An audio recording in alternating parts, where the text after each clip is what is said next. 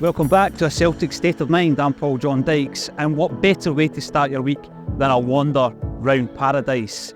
Flag Day on Saturday was started, it's kicked off, the competitive action is underway, and going into that game we were wondering about the shape of Brendan's team, the personnel, the style, and of course how the league table was going to look after match day 1. Well, Celtic got the win. It's all about taking care of business, looking after your own backyard, and Celtic certainly did that. We're going to be looking at that performance in more detail, some of the individual performances as well, and what it means going forward for the team and recruitment before the end of the transfer window.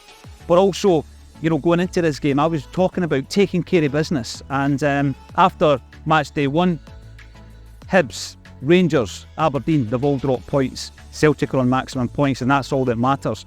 And I think that when you look at some of these challengers, you ask yourself the question, will they still have the same management in place by the end of the season? Well, I don't think they will. Rangers, Hibs, Hearts and Aberdeen will all be vying for second and third position, and already you've seen that there are issues with some of these teams. But let's focus on Celtic. And what about Flag Day? Jamesy Forrest hoisted the flag aloft, and he deserves it. This is his testimonial year.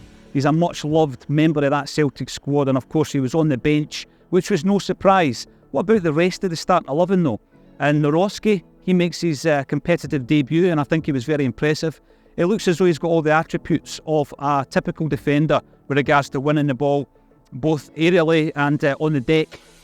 But also what he also has in his game is a range of passing, and he's not scared to dink it over the top when you've got an on-running Kyogo or Abada, for example. So I was very impressed with his performance. But what it meant was that Carl Starfelt was on the bench, and we'll come back to him. It seems to me as though there's a bit of a defensive reset under Brendan Rodgers. He's had an opportunity to assess the squad over 6 games, and he's starting to make his changes now. I think he's been patient, and as Celtic fans, we've been patient as well.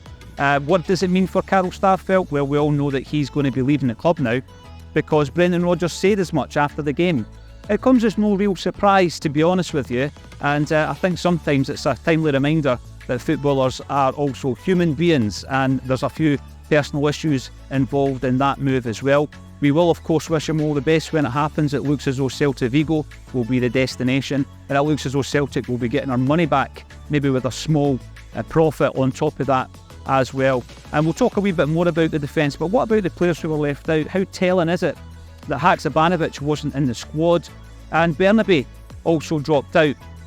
I think what that tells us, certainly on the Bernabe one, is that we will be bringing in another left back. And as I've said before, if you're going to bring one in, why not bring one in to try and challenge for the first team jersey rather than as backup? So Bernabe being left out would suggest to me that we're in the hunt for a left back. We'll come back to the goalkeeper as well once we start talking through the defence specifically. But Haksabanovic, he's been a disappointment, hasn't he? I think last season there was loads of potential there, bags of potential. We at Acsom are big fans of him, but the finished product wasn't there often enough. The consistency wasn't there often enough, and it looks as though he has played his way out of Brendan Rodgers' plans. So what did we make of that performance then? I think that the scoreline flattered Ross County, 3-0 up at half time.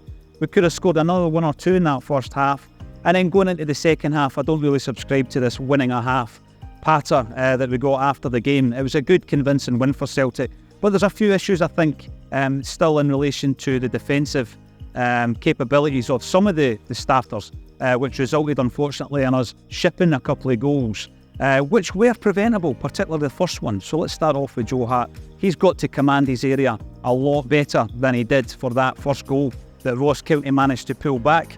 But I've got to also say, Nawrocki was caught in between 2 Ross County players. He's new, we can't be too hard on him at this particular time.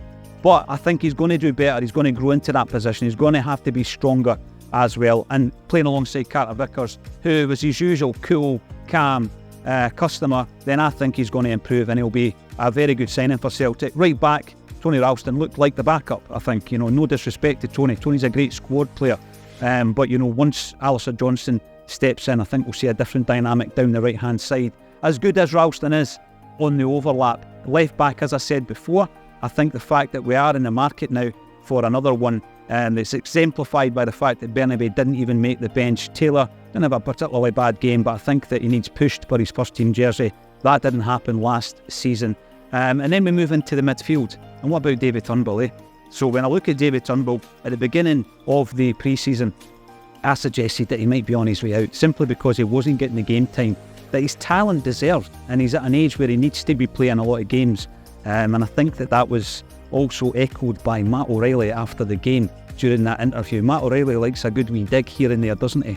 But he did do that in support of David Turnbull, who was the man of the match, and he was my man of the match as well. Scoring a couple of goals, getting in on the assists as well, and I think that he was the star man. Turnbull's inclusion, of course, was at the cost of Hatate. He lost his jersey. What do you make of that? You know, we all become body language experts, and people go on about Rio Hatate's body language. I think when he came on, he showed us what Rio Hatate brings to the party. But I think it was a bold move by Brendan Rodgers, but one that was necessary. What he's saying to the rest of the squad there is, it doesn't matter about your past glories. If you're not doing it for me and you're not in form, then we will replace you. And I think that David Turnbull was deserving of his jersey based on his pre-season performances. And he grabbed it with both hands, didn't he? We've seen a lot of that last season. Players who came on as a sub, like Abada, Haksabanovic sometimes, who then deserved a start. But once they got the start, they didn't really make an impact. That wasn't the case with David Turnbull. And Callum McGregor was his usual self, hard-working, linking up the defence with the attack. And I think that moving forward, the first picks are going to be McGregor, O'Reilly, and whoever else is on form. Does it raise question marks over the future of Rio Hatate? I would hope not. The guy is a real quality player, and I hope that we don't lose more than Starfelt and Jota, as well as obviously the retired Aaron Moy as well. And what about Matt O'Reilly? We said all season last term that he needed to bring goals to the party. He needed to bring goals to his game. First game under Brendan Rodgers, he scores a brilliant goal. Going into the forwards then, Kyogo, he basically continues where he left off last season. But what I think you've seen from Kyogo in that first performance is the fact that he'll be playing a wee bit deeper. He'll come deep to get involved in the action. We expected him to be playing on the shoulder of the last man, and he does that so effectively. But he's also coming in deep to get the ball, to make things happen. And of course, he got an assist as well at the weekend, as did Abada. Abada, for me, I've already pinpointed him as going to be the star of the season. Last season I said it would be Hatate, and I think Abada got off to a good start as well. With regards to getting injured and that kind of thing, that's one part of Abada's game that you hope isn't reoccurring in season number 3. But it all bodes well. Very good attacking, great interplay between several of the players, including Maeda and Kyogo. And of course the goals, the quality of the goals was right up there. Very entertaining to watch. It's always disappointing to lose a couple of goals, but that's the time of the season that it is, and it's going to happen. And I'm pretty sure we'll get tighter before we play Aberdeen at the weekend. You know how much I love a Celtic jersey, and you also know just how much Acsom loves to raise funds for good causes. Well, our newest initiative is called Sell the Jerseys. We had about a dozen Celtic tops lying about the studio, and we decided to get them signed up by all the players, the ex-players that we come into contact with, either through creating content for the channel or doing the live events. We're very privileged in that respect, in that we come into contact with Celtic legends on a regular basis. So we're going to get them to sign the jerseys. And then once we've got enough signatures on each of the individual jerseys, we'll raffle or auction them off. And we're raising cash this year for wee Jamie Tierney, who suffers from Duchenne muscular dystrophy, which is something that can only be treated. There is no cure, and it costs £60,000 a year to treat this young 4-year-old. His mum and dad obviously working very hard to raise cash, and we're going to help them raise cash by selling the jerseys. If you want to get involved in that initiative, then you can drop us a DM on the social media. You can email me at pauljohndykes@gmail.com, and or you can actually come and see us on a Monday morning when we're up at Celtic Park. Visit us in the studio in Dalkeith. Drop off your jerseys. We'll get them signed and framed, and we'll raise some much needed cash for wee Jamie Tierney. Now, that's it for today, A Wander Round Paradise. It's our new feature, which I'm really enjoying. I hope you are as well. Let us know your thoughts in the comments, and join us again tomorrow at 12:30 for a Celtic State of Mind.